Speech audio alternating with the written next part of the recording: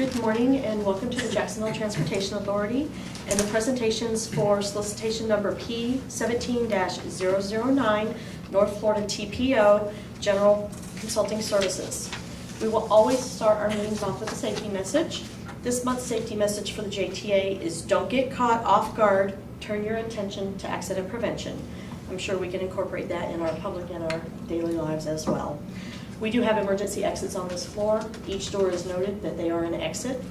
On either side of the elevator bank, there are emergency stairs to go down. In the back corner of our building, there's also a set of stairs.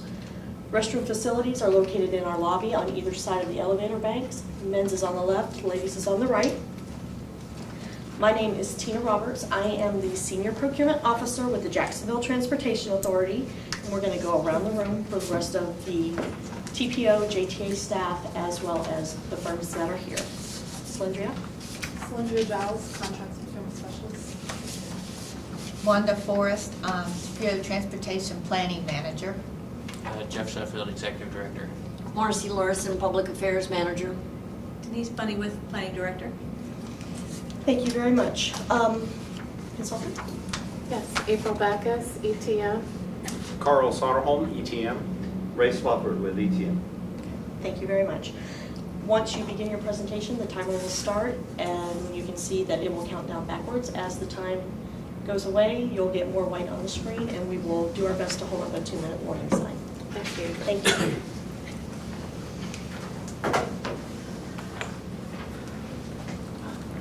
Thank you for the opportunity to be considered for this General Planning Consulting Services contract. My name is April Backus, as you know, and I'll be ETM's project manager. With me today is Carl Soderholm, a planner designer who specializes in bicycle pedestrian network and trails, as well as Ray Spofford, community planner, who will be our quality assurance, quality control manager. This region's economic vitality, quality of life, and ability to serve the infrastructure transportation demands of this region depends heavily on the work that the North Florida TPO performs. The region's image, ability to serve the public, and success in technically and economically fulfilling your mission will significantly depend on the consultant that you select. So we will share with you how selecting ETM will provide you with a substantial return on your investment as you continue to benefit from our proven and forward-thinking approach, which is backed by 40 years of planning and development in this region. We understand the North Florida TPO's mission to plan, fund, and mobilize, and the detailed process that the TPO is required to meet. In simple terms, identifying needs, prioritizing those needs, and then funding those priorities so they can be implemented. So, with the ETM team as your consultant, We've been having a little bit of issues Okay. with the first. There. you can rely on us to develop and apply concepts that will enhance public perception in support of the TPO, enable you to better satisfy the needs of diverse stakeholder groups, and all while meeting both the technical and economic requirements of your mission. Our approach is both comprehensive and forward-thinking, as it leverages our vast knowledge of this North Florida region, including our professional relationships within the region. And it also leverages our ability to work with the North Florida TPO, as well as your member organizations, to develop solutions that will be specific to the unique challenge of each and every task work order. And it leverages and integrates critical components of the planning process, technical analysis, best practices, and community engagement. Simply put, our approach is consensus building. By incorporating a consensus building approach to completing studies and plans, we will proactively work with key stakeholders throughout the process. Doing this allows us to more effectively develop transportation solutions, not only for the North Florida TPO, but for those communities in which those plans exist. And this will help you develop partnerships, more partnerships, and deeper partnerships that will be valuable for plan implementation. So rather than your plan sitting on the shelf, our approach will allow us to develop your plans into useful tools for change that will benefit not only the TPO, but as I said, the local communities where these plans will have the greatest impact. For example, the Nassau County Transit Study and the Orange Park Bicycle Pedestrian Sub-Area Plan. These are two examples of where we've applied this approach. In both of these examples, the community and stakeholder engagement aspects of these projects were significant, and the recommendations were embraced by the local communities. Both studies resulted in an ongoing effort by these local communities to implement the study recommendations. And the town of Orange Park now sends a representative to participate in TPO meetings, whereas they didn't before that study. So we understand the ability to apply this approach to influence the outcome of a project is greatest in the planning phases of a project. So greater than the design phase and the construction phase. So as we know this, we will leverage the planning process to provide you with quality services within budget and on schedule. As part of this approach, we will ensure that the task work orders have a well-defined scope, a schedule with project milestones, and we will also ensure that there will be regular meetings with you throughout the process. And with the depth of our expertise and availability of our team, you can be assured that we will have a very high rate of response to your service request. And now Carl will highlight our team's innovative techniques. Thank you, April. So when we talk about innovative techniques, let's really examine how we provide value to the TPO. You'll receive a high return on your investment, have more time to spend meeting your other responsibilities, and be certain you'll consistently and reliably receive quality services within budget and on schedule with ETM as your planning consultant. This is because we not only do the normal things that firms do to manage their projects, but we take several steps to add innovation to our project. This is, first of all, this is because we want to make sure that you get the highest quality, most forward-facing planning approaches. One of our first concepts for innovation is our utilization of what we call an innovation team. Now, in the planning process, usually you have a project manager that develops a scope and you move forward. And then if there's a problem later on, you get as many brains together to try to solve that problem. Well, we looked at that model and said, why not move that to the front end of the project?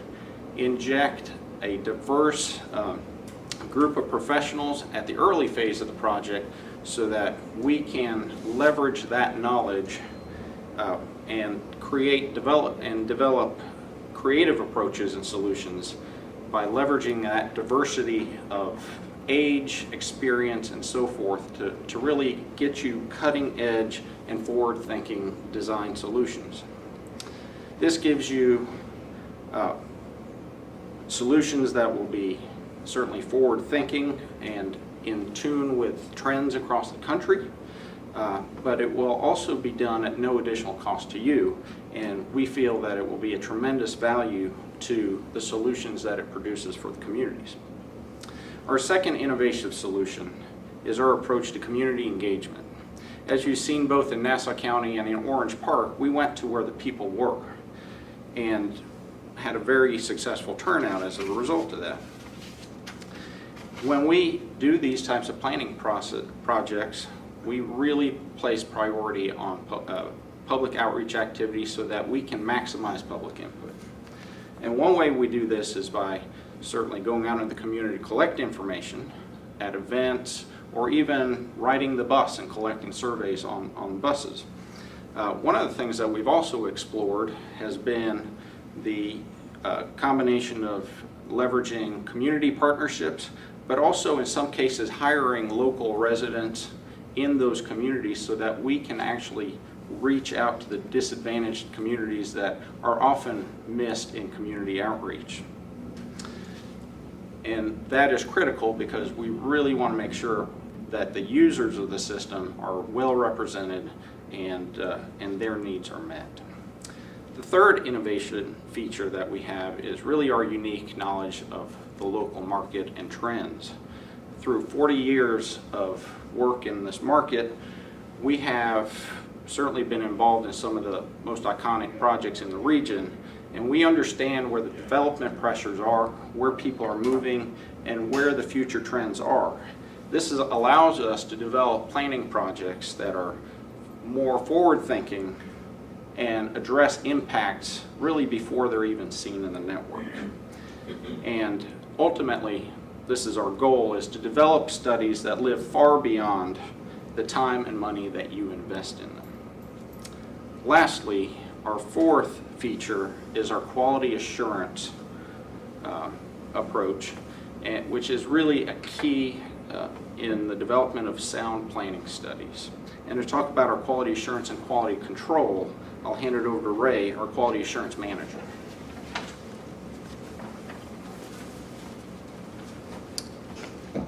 Thank you, Carl. Good morning. We appreciate the opportunity to be here this morning. I'm going to talk about our relatively new quality assurance process geared toward planning type of studies. The North Florida TPO will receive high quality work products and deliverables that are supported by appropriate data and analysis with feasible recommendations and are laid out in an easy to understand format. This is because we implement quality assurance as an integral part of the planning process. Quality assurance and quality control are not the same. Obviously, quality assurance is doing the job right the first time. This will result in less reliance on and the need for quality control, which is catching and correcting errors before delivering the product to you. The North Florida TPO will get added value with less cost because our innovative approach and emphasis on quality assurance will result in an economical performance, creative solutions, and less rework. This will be accomplished by leveraging diversity, as Carl mentioned, through the creation of innovation teams composed of a group of people with all diverse backgrounds, all disciplines, levels of experience, geographic areas, and other characteristics of our team. We could have senior level, junior level. We would have detail-oriented people, bigger picture thinking people, and so on. The innovation teams will include TPO staff, sub-consultants, and key stakeholders. And together, we will develop the input necessary to create solutions that could be administrative, could be cultural, as well as technical. In this approach, independent decision-making by a project manager will be replaced with the new power of group thinking. A team with differences in life experiences, values, and behaviors that can stimulate creativity, generate new ideas, and apply those creative concepts. As you can see on this slide, the innovation team will be employed at the very beginning of a project. It will be employed to help define the scope, budget, schedule, and project deliverables before any technical approach is cast in stone. The innovation team will meet regularly as the project progresses through the various project milestones with quality control checks at each milestone, and a final quality control check will be provided at the end prior to the final project deliverable.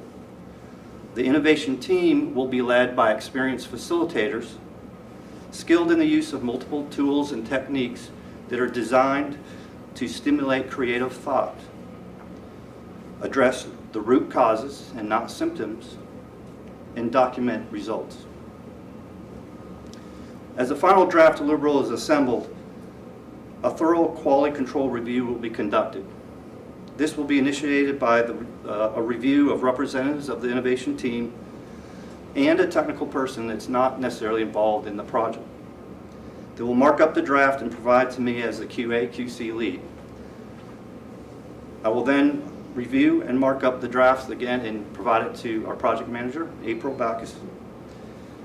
And then we will meet to discuss so that she has a good understanding of the intent of the comments. And from there, she will either accept or reject those changes based on her professional judgment and responsibility.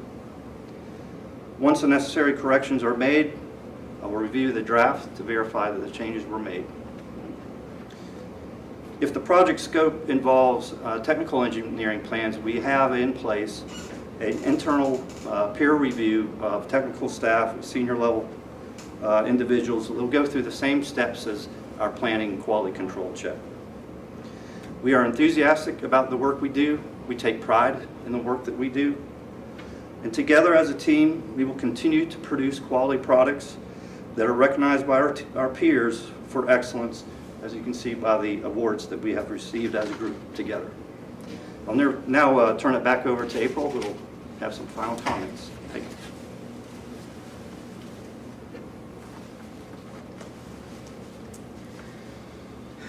So, in summary, the North Florida TPO will more successfully engage communities in a positive way with ETM's innovative and proven approach.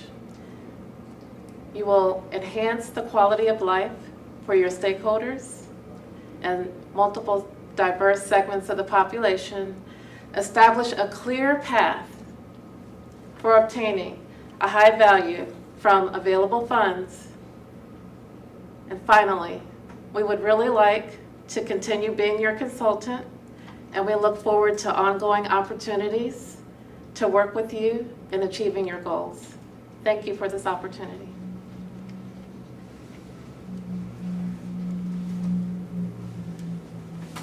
Ready for questions? Yeah. Just, yeah. Hold on one second. Did you have any clarifications regarding what was discussed? No, We I have think 4 we're- minutes. I think we're good now.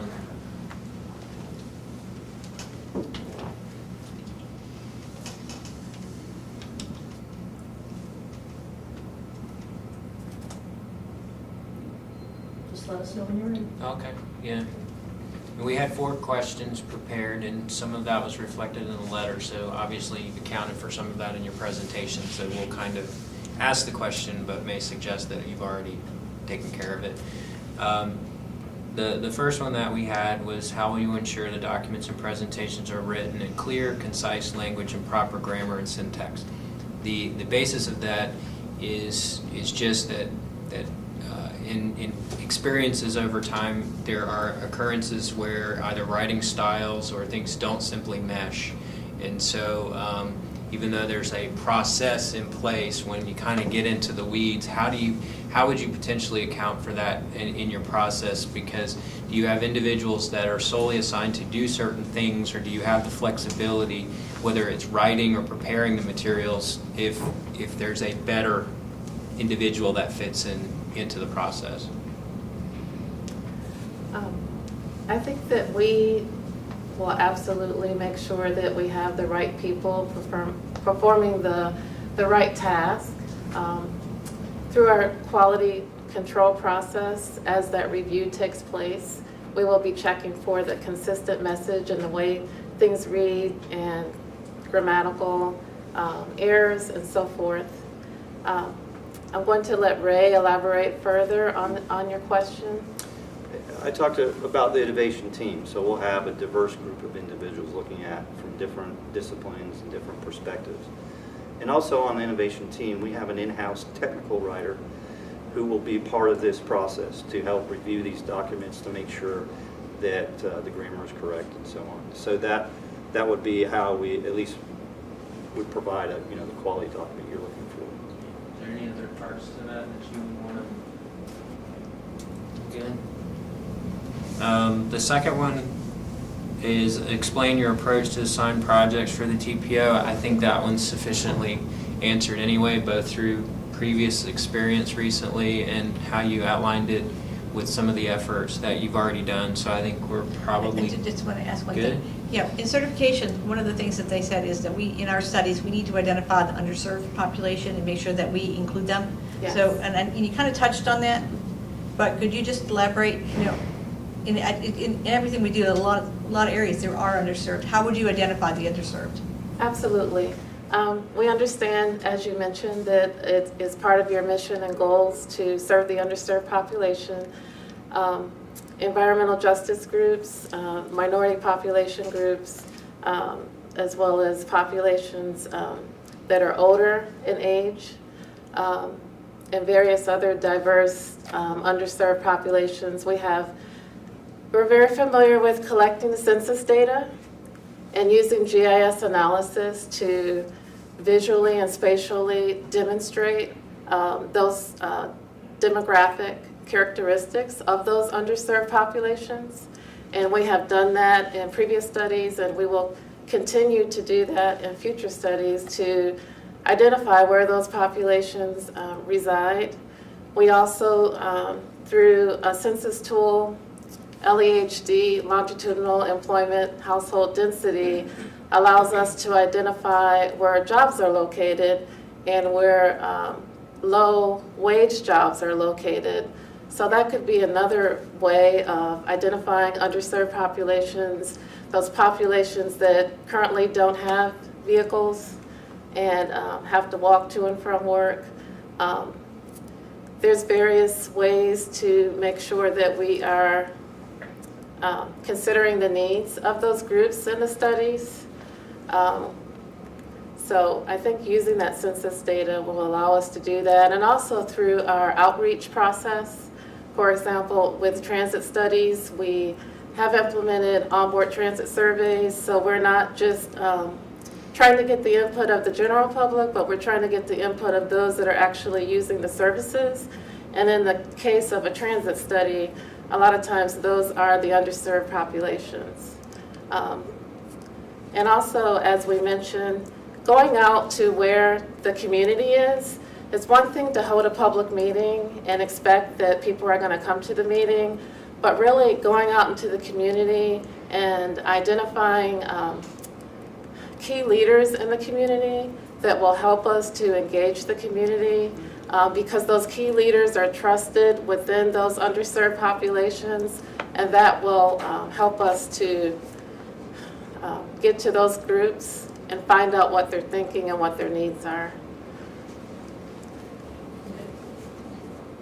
Question 3, and probably would want some elaboration here just from the context of the presentation on your approach to the public involvement, obviously with the underserved, but in a general sense from the public involvement aspect to any of these projects. And yes, we've had experience in the past with some of the work you've done, but Yes. still.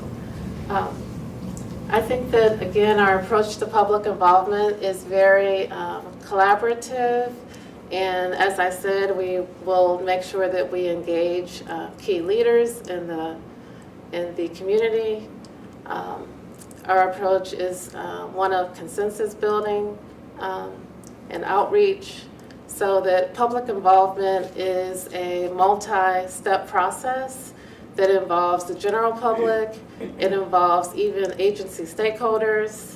All of that's included in the public involvement process. So the general public, agency stakeholders, where throughout the studies we have a stakeholder committee and or a steering committee that we meet with at the beginning of the study, at the kickoff, and continue to meet with that group throughout. So, and by having that group involved, they can also help us get to the general public and suggest ways that we can access general public groups and underserved populations that we would need to access because they're more familiar with those communities. We've been able to utilize those agency stakeholders to help get the word out, to help put survey links on their websites, and all of that has been very effective. I'm going to ask my team in case I've left anything out, whether, Yeah, and just one of the things that we've looked at, especially as it relates to underserved communities, is how do you really get truthful answers and survey results from them. And one of the things we've looked at as part of that public outreach component is actually reaching out to the community stakeholders and maybe even hiring some of the local community members. One, you create jobs for those people in those underserved communities, but you're more likely to get a more honest and full response when they're speaking to somebody in their own neighborhood. And I would say it's imperative on us early, very early in the process to engage our key stakeholders to help us identify those community leaders of different organizations, churches, senior centers. Those are the areas that we want to make sure we get. and I think also our technical analysis and the way that we communicate what we've done and what our recommendations are is very important, and that's also a key aspect of communicating with the public. All right, 2-minute quickie for number 4. How you ensure the project remains on schedule and within budget. The impetus for this now is with more engagement and more visibility in the projects. There's more likelihood now of midstream scope creep and changes because of the community desires or whatever, and so it does create new challenges that we haven't necessarily had in the past. So how do you foresee trying to mitigate some of that if that were to occur? I think you're absolutely right, that is a challenge, and I think that the way we will mitigate that is to make sure that we have a schedule at the beginning and identify where those key milestones are in the schedule and when it needs to take place, through the calendar. And we will make sure that as we approach those milestones, we really assess where we are in the project and what, if there are any issues, what we need to do to correct them. Communication is key, and making sure that we're always communicating with you what the issues are and if there's any problems. And to kind of add to that, our concept of innovation teams is really to try to flush all that stuff out early on in the process. So by having that diverse set of people kind of huddle around the table to lay out the scope and the schedule, that is really a way to mitigate that potential issue of something coming up midstream. Good? All right. That it? Thank you. Thank you. Thank you. Thank you very very much. much. Thanks.